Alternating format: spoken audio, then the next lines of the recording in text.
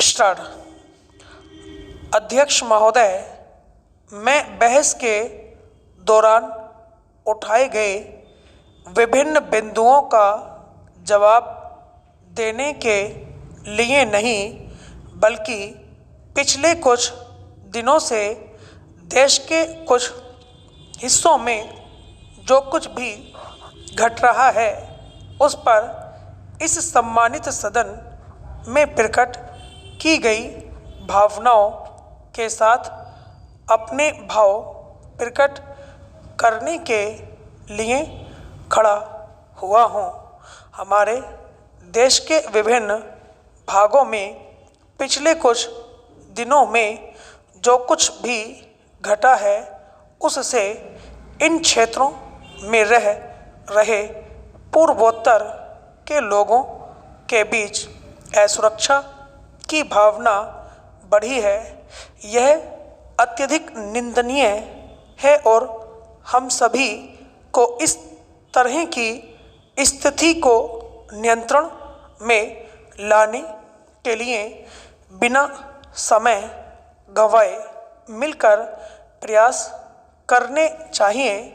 मैं सरकार की ओर से हमारे देश के विभिन्न हिस्सों में निवास कर रहे पूर्वोत्तर के लोगों की सुरक्षा के लिए हर संभव प्रयास करने का भरोसा दिलाता हूँ।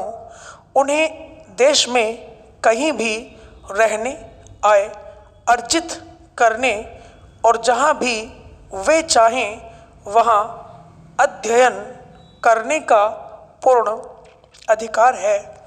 हमारे देश की एकता और अखंडता को कुछ तत्वों द्वारा खंडित करने का प्रयास किया जा रहा है।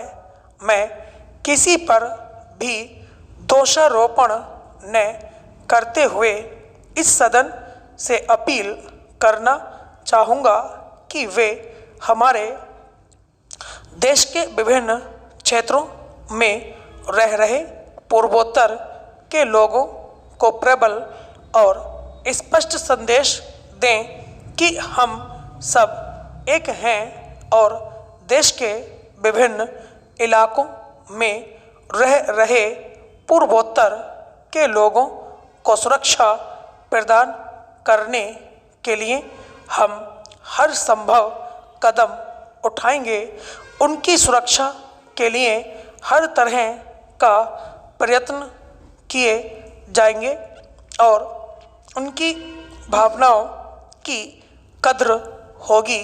पूर्वोत्तर के लोगों को एक स्पष्ट संदेश देने के लिए कि सभी राजनीतिक दल एक साथ हैं और यह हमारा कर्तव्य है कि हम अपनी संपूर्ण क्षमता के साथ शांति, बहाली और बंधुत्व के लिए कार्य करेंगे ताकि असुरक्षा की इस भावना पर नियंत्रण लाया जा सके।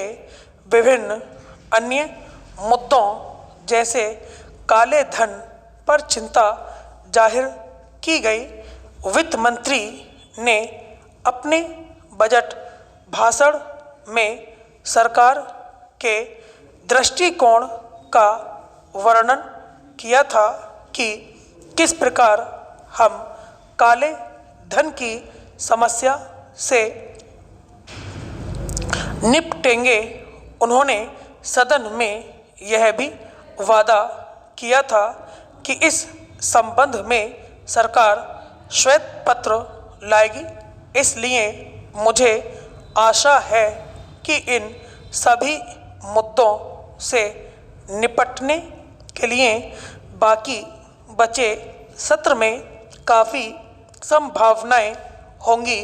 इसलिए मैं सदन का और अधिक समय नहीं लूँगा। मैं सभी सदस्यों के साथ माननीय राष्ट्रपति को धन्यवाद देता हूँ। महोदय, जनतंत्र कि एक कसौटी यह भी है कि राजकाज लोगों की भाषा में चलता है या नहीं, लिहाजा किसी व्यक्ति को अपनी भाषा में मांगी गई जानकारी देने से मना करने का कोई आधार नहीं हो सकता। केंद्रीय कर्मचारियों की सेवा नियमावली 1976 में यह व्यवस्था पहले से मौजूद है कि अगर केंद्र सरकार किसी कर्मचारी की अर्जी या ज्ञापन हिंदी में प्राप्त करती है तो उसे उसका जवाब हिंदी में ही देना पड़ेगा। सर्वोच्च न्यायालय ने इसी आधार पर प्रशासनिक न्यायाधिकरण और मुंबई हाईकोर्ट के उस फैसले को खारिज कर दिया और आरोपी कर्मचारी के खिलाफ विभागीय कार्रवाई और सजा का आदेश निरस्त कर दिया, जिसमें यह दलील दी गई थी कि कर्मचारी अनपढ़ नहीं है, इसलिए उसे अंग्रेजी में आरोप पत्र जारी किया गया। गौरतलब है कि मुंबई नौसेना में काम करने वाले मिथिलेश कुमार सिंह ने एक मामले में अपने खिलाफ विभाग की ओर से जारी आरोप पत्र हिंदी में देने की मांग की थी, लेकिन विभाग ने यह मांग खारिज कर दी। बाद में मुंबई उच्च न्यायालय ने नौसेना की दलील मान ली थी, पर सर्वोच्च न्यायालय ने हाईकोर्ट के निर्णयों को गलत ठहराया है। इसलिए कागजात, बहस और फैसले की भाषा ऐसी होनी चाहिए जिसे वादी प्रतिवादी दोनों समझ पाएं।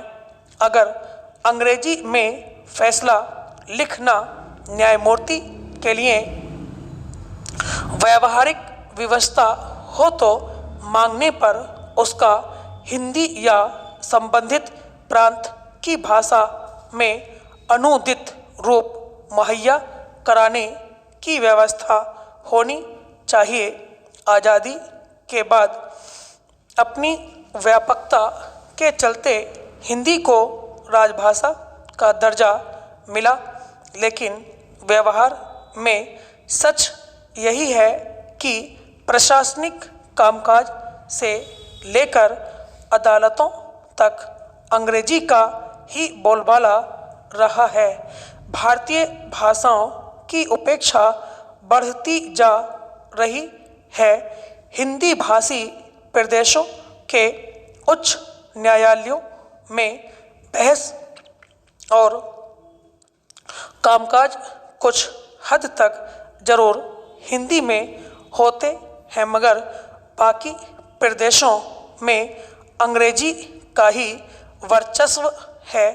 इसके लिए मद्रास हाईकोर्ट के वकीलों ने लंबी हड़ताल भी की थी, जिसके बाद उन्हें तमिल में बहस की सीमित इजाज़त मिली, पर अब भी वह अनुमति संवैधानिक रूप नहीं ले सकी है। अदालतों में अंग्रेजी के प्रभाव से वादी प्रतिवादी के साथ साथ उन वकीलों को भी परेशानी महसूस होती है जिन्होंने हिंदी या दूसरी भारतीय भाषा के माध्यम से कानून की पढ़ाई की है।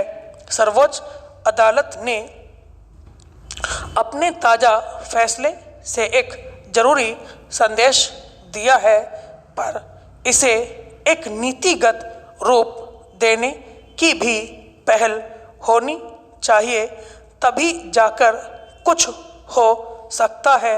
आगे आपकी मर्जी है। स्टॉप।